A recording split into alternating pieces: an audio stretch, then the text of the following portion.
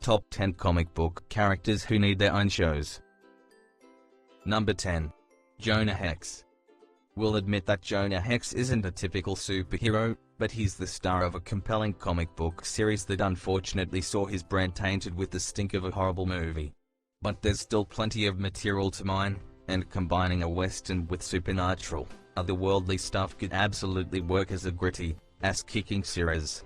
Plus, the plot lends itself perfectly to the sort of serial storytelling that's made shows like The Walking Dead so popular. Speaking of Walking Dead, another comic book show, AMC would have been the perfect landing spot for Jonah Hex. Except they've already got a gritty western called Hell on Wheels. So with that in mind, and understanding that Jonah Hex is a disfigured bounty hunter who has no problem whipping out his guns and blasting bad guys, a premium channel like Showtime might make sense. Number 9. Mystique. Mystique has been getting a lot of attention on the big screen over the last decade, especially since Jennifer Lawrence stepped into the role. But she's yet to make the jump to the small screen, even though there are few comic book characters that better lend themselves to a serialized show. Why are we so convinced that Mystique would make a great TV star? It's simple, really. She's a shapeshifter. That means she can be anyone from week to week, and her interactions and adventures can be tremendously varied.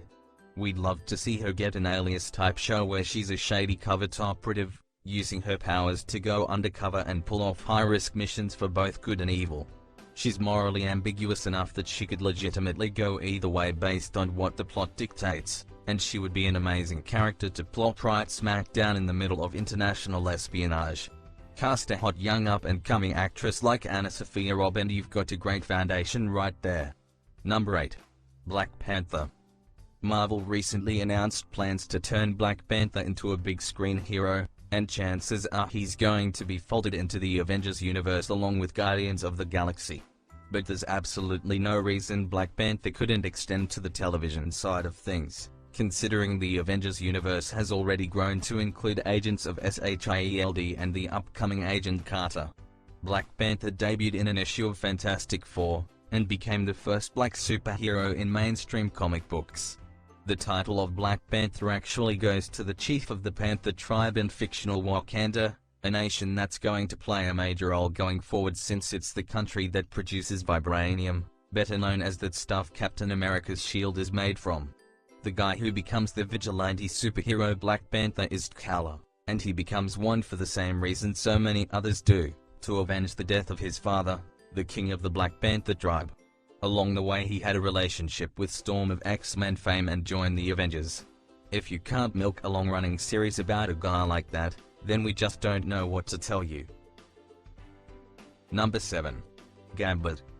Everyone has been clamoring for Gambit to appear in an X-Men film, any X-Men film, for years now, while carefully ignoring the horrible portrayal he got in the awful X-Men Origins, Wolverine. And now it looks like we'll finally be getting one, with Channing Tatum set to star as the X-Men cinematic universe expands. But we're going to be honest here, we don't want to see Gambit as a member of the X-Men. We want to see the dashing Cajun rogue before he ever joined forces with Wolverine and the gang. We want to see a young Gambit being charming and more than a little shady. The Gambit we want is the one from his days as a professional thief, who skirts the edges of the criminal underworld while still pulling off heroic acts to make himself a true anti-hero.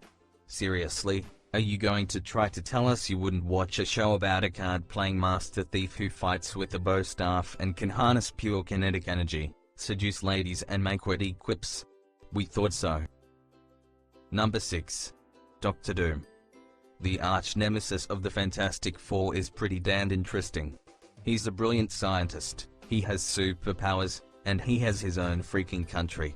That's right, the dude is not only a supervillain and a sorcerer, but a full-fledged dictator. Apparently that's not cool enough for the upcoming Fantastic Four reboot, which is reimagining him as an antisocial hacker if reports are to be believed. Apparently that's the one stupid cliché evil character that screenwriters just can't let go of. So with that awful, reported, reimagining of Victor Von Doom, we would totally be on board with his more traditional persona getting his own show.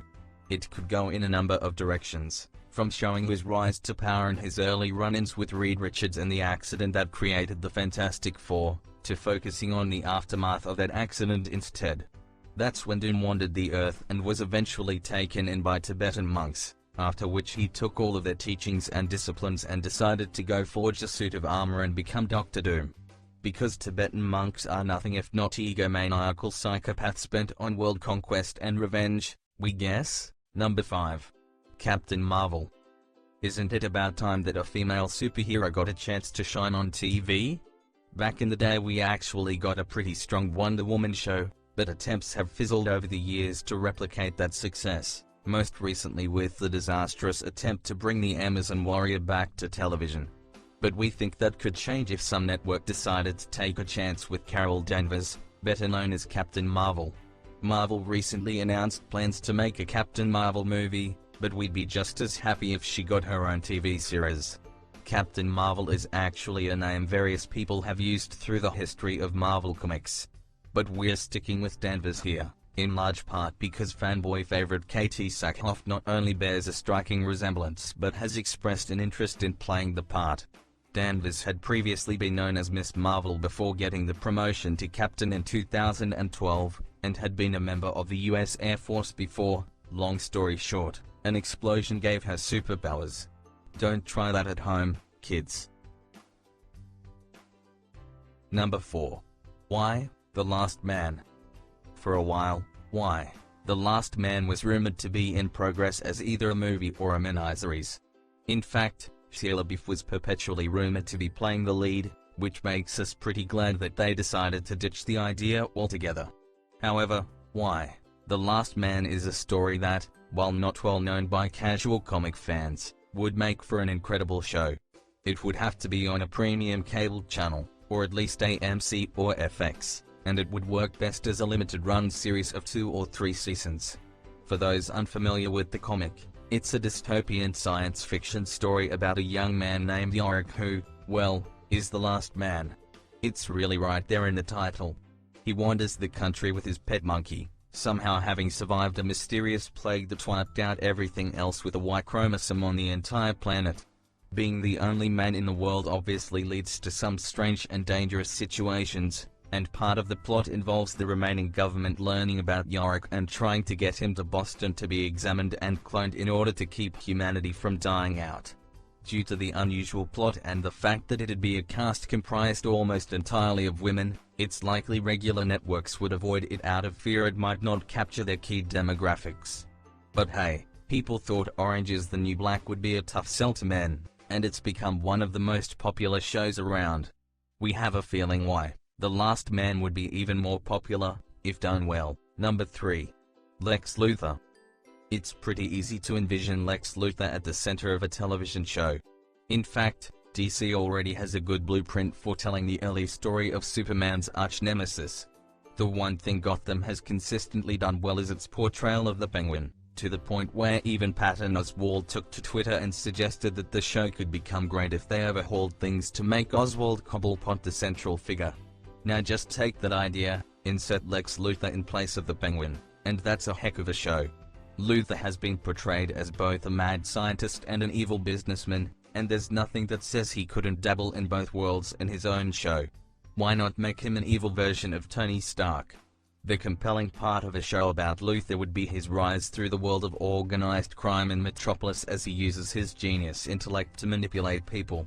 Smallville showed that even in a show about young Clark Kent, Lex Luthor is going to be the most interesting character. Time to build on that and give us a Lex Luthor show that falls somewhere between Gotham and Boardwalk Empire. Number 2. Booster Gold. Another more obscure superhero. The seeds for a Booster Gold show were already planted by Smallville, when he popped up for an episode late in the show's run.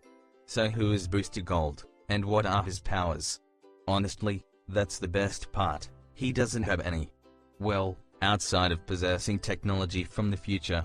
Because Booster Gold's from the future, and he decided to bring fancy gadgets back to contemporary America to win himself fame and fortune. Basically, Booster Gold is what happens when you take Syndrome from The Incredibles and make him a good guy. He's an ordinary man with advanced technology who just wants to convince the world that he's a superhero. The big difference is that, despite being a con artist, Beneath the surface he actually does have the heart of a hero, even though he may not quite realize it. And that's what the show would be about, Booster Gold gradually coming to the realization that not only does it take more than cool toys to become a superhero, but he's got that special something inside him already. Number 1. Checkmate.